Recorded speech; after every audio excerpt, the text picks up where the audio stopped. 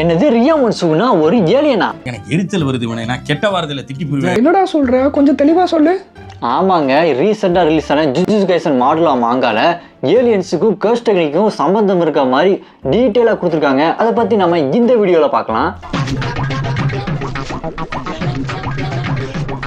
இந்த jujutsu kaizen கதையே ரொம்ப குதர்க்கமான குழப்பமான கதை. அதில் கர்ஸ் டெக்னிக் எங்கேருந்து வந்தது, ரியாமன் சுகுனா எங்கேருந்து வந்தான், அவனுக்கு எப்படி சாபங்கள் நரசன்ற பேர் வந்துச்சு, இந்த கேள்விக்கெல்லாம் பதிலே இல்லாமல் இருந்தது. ஆனால் இப்போ ரீசெண்டாக ரிலீஸ் ஆன ஜுஜுட்சு கைசன் மாடுலோவில் ஏலியன்ஸுக்கும் கர்ஸ் டெக்னிக்கும் சம்மந்தம் இருக்க மாதிரி ஏலியன்ஸ் எல்லாம் கர்ஸ் டெக்னிக் யூஸ் பண்ணிட்டு இருக்காங்க. சரி, அதில் தான் தெளிவாக சொல்லுவாங்கன்னு பார்த்தா அதுலேயும் கொலை போட்டு போயிட்டாருங்க. அதுலேயும் தெளிவாகவே சொல்லலை.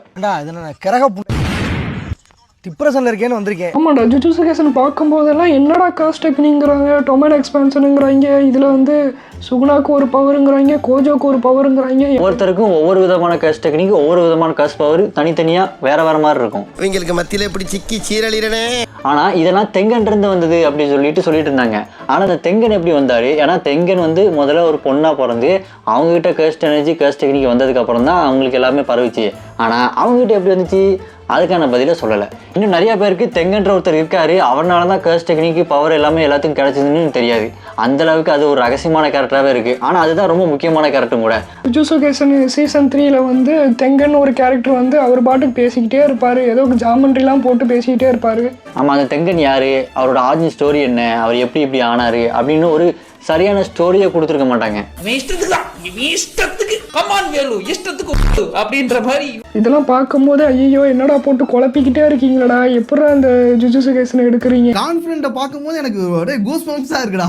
ஆனா ரெண்டு பேரை வச்சு மட்டுமே இந்த ஜுஜுட்சு கைசன் ஸ்டோரியே ஹிட் ஆகிருக்கு. ஒன்னு கோஜோ, இன்னொன்னு சுகுனா. 2 பேர் இருந்தாலே போதும், சும்மா அந்த ஸ்டோரியே களை கட்டும். என்னதான் ரொம்ப குழப்பமா இருந்தாலும் கூட பார்க்கறதுக்கு ரொம்ப என்டர்டைன்மெண்ட்டாக எடுத்துகிட்டு போயிருந்தாங்க. அதில் கொஞ்சம் கூட நம்மளுக்கு என்னடா இது இவ்வளோ போர் அடிக்குது அப்படின்னு தோணவே தோணாது.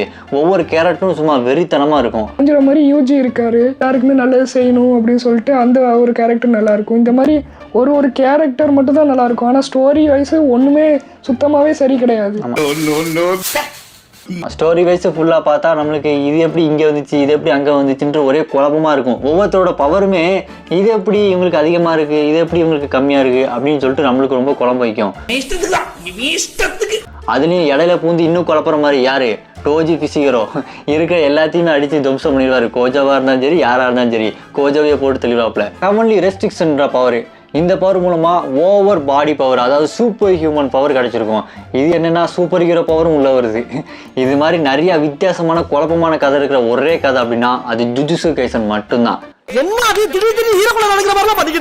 பேசிக்காவே ஜுஜுட்சு கைசனுங்கிறது நருட்டோ இன்ஸ்பயர் பண்ணி தான் அந்த ஆர்த்தர் வந்து ஜுஜுட்சு கைசனை எடுத்திருக்காரு. ஆனால் நருட்டோவில் எவ்வளோ க்ளீனாக ஸ்டோரி போகும், இதில் போட்டு குழப்புன்னு குழப்புறாங்க. இருந்தாலுமே அதில் உள்ள கேரக்டர்லாம் பங்கமாக இருந்தனால பயங்கரமான ஹிட் ஆயிடுச்சு இந்த ஜுஜுட்சு கைசன். அதுவும் தேவையில்லாத ஒரு அணி என்ன அணின்னா அதுதான் மாடுலோ.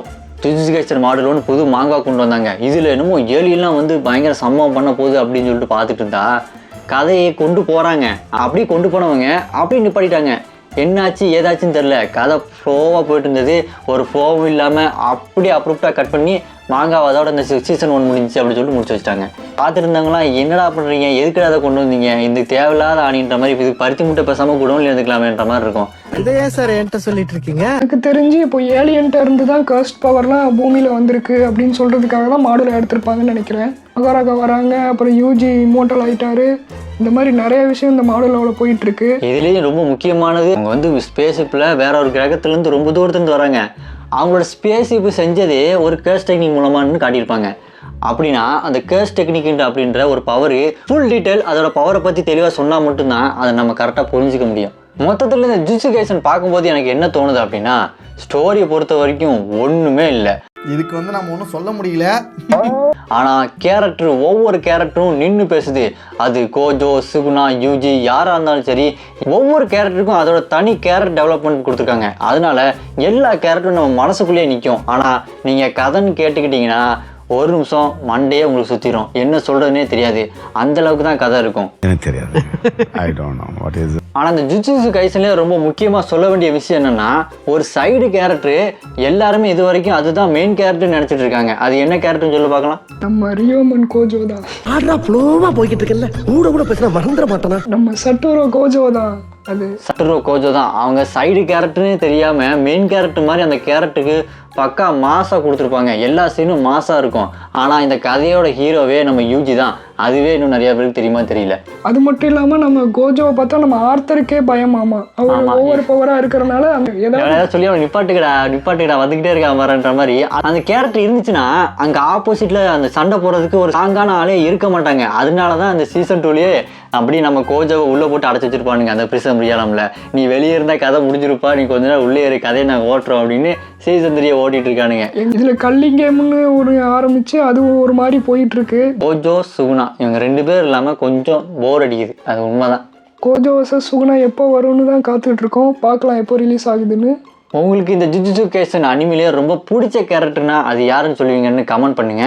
ஜுஜுட்சு கைசன் உங்களுக்கு பிடிக்கும்னா இந்த வீடியோக்கு மறக்காம லைக் பண்ணிடுங்க. இந்த மாதிரி இன்ட்ரெஸ்டிங்கான அனிமி கண்டென்ட் வீடியோஸை நீங்கள் பார்க்கணுன்னா மறக்காமல் சப்ஸ்கிரைப் பண்ணி வச்சுக்கோங்க.